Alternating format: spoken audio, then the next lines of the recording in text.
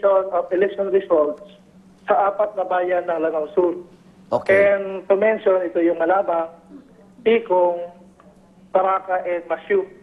Meron kayong regular na komunikasyon po sa mga dumukot sa anak ni Commissioner, Superintendent Latag? So again, Arnold, May regular po kayong pakikipag-usap doon sa mga dumukot? Wala pa. Wala Wala pa pa? kaming regular na pakikipag-usap sa kanila. Oo. And we invited the PACER to negotiate kung sakaling lumabas man lang sa phone itong mga dumukot. Okay, pero yung lugar kung saan siya dinala, may alam na rin po kayo? Meron kaming natutukoy na minamatsagang lugar kung saan siya dinala at ito ay nasa Lanao Sur pa rin. Okay, at yung mga pulis niyo po, mga ilan po yung, ano ba tawag dyan, rescue operation na po, Superintendent? Hindi pa. Pag-rescue operation kasi, ibig sabihin noon, nag-fail na ang Negotiation. Negotiation. Nag-fail na yung ating effort sa negotiation. So wala pang rescue ang natin. Most of this time, monitoring, then kung lumabas, we will negotiate for the safety release of the victim. May dalawa pong NBI na pinadala dyan, nakausap nyo na po sila, Superintendent? Wala akong alam dong sa pagpasok ng NBI. Okay. But ang normally kasi na procedure kung may mga kidnapping incident is go with the PACER. Okay. Okay, Superintendent, maraming salamat po. Maraming salamat din, Ika, at magandang umaga sa iyo. Police Chief Superintendent Benvenido Latag po, Regional Director ng PNP sa Autonomous Region in Muslim Mindanao. Baha sa ilang lugar sa Sultan Kudarat sa Maguindanao hindi pa rin humuhupa. 3 araw na mula nang malubog sa tubig baha ang ilang lugar sa bayan. Kaya naman ang mga klase ng mga estudyante suspendido muna. 9,000 residente ang apektado ng baha. Pero ayon po sa DSWD, hindi pa naman kailangan ng malawakang paglilikas dahil kontrolado pa naman ang sitwasyon.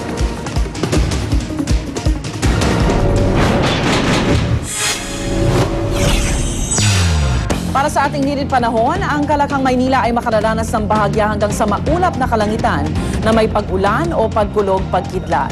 Kalat-kalat na pag-ulan at pagkulog-pagkidlat naman ang mararanasan sa Kabisayaan, Mindanao at Palawan. Ayon po sa Pag-asa, dahil pa rin yan sa Intertropical Convergence Zone na umiiral doon. Ang natitirang bahagi ng bansa ay magkakaroon ng bahagya hanggang sa maulap na kalangitan na may kalat-kalat na pag-ulan o pagkulog-pagkidlat.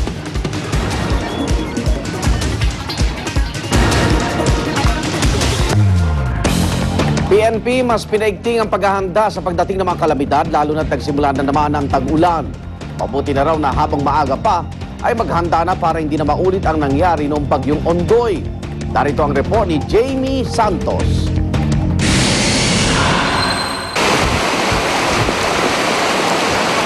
Tukoy na ng PNP Maritime Group ang mga lugar na disaster-prone areas sa Metro Manila. Ang Metro Manila nga raw ang isa sa kanilang prioridad, lalo na ang Camanava, Marikina at iba pang low-lying areas na malapit sa mga pagbaha.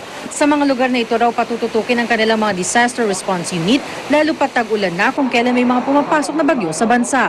Malaking tulong nga raw sa kanilang mga operasyon ang mga inihahandang bagong inflatable rubber boat ng PNP. Ang kada rubber boat may lakas na 60 horsepower at nagkakahalaga ng 1.7 million pesos ang isa. Ide-deploy ang mga ito sa bawat regional maritime offices ng PNP.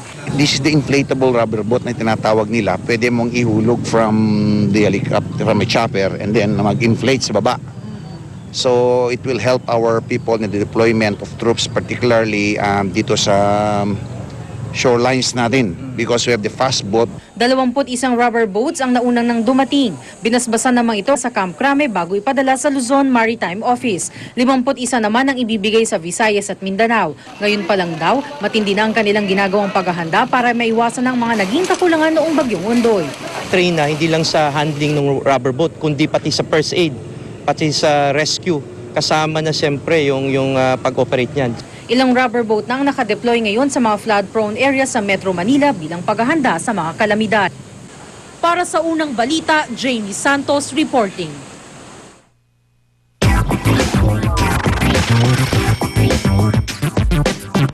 Showbiz naman tayo mga igan, ihatid sa atin ang ating morning katsikahan na si Luan D. Luan! Salamat, Igan. 20th anniversary event ng clothing company na Dolce & Gabbana, star-studded. Pinangunahan ng isa sa fashion duo na si Stefano Gabbana ang pagtitipon. Kasama niya ang Italian actress at fashion model na si Monica Bellucci. Present din sa event ang lead star ng The Wedding Planner na si Matthew McConaughey. Naroon din ang actor-director na si Morgan Freeman at the mommy leading lady na si Rachel Weisz. Ang highlights sa katatapos lang ng Much Music Awards sa Canada ang ating next chika later. So dyan lang kayo, I'll be right back. Video na aktwal na pananalasa ng buhawi sa Montana sa Amerika. Huling-huli sa kamera. At sunog sa subway sa Chicago, Illinois, 19 ang sugatan. Magpapag lang sa unang balita.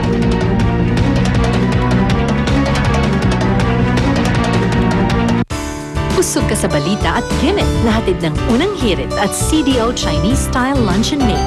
Sa Chinese sarap, tunay ang saya.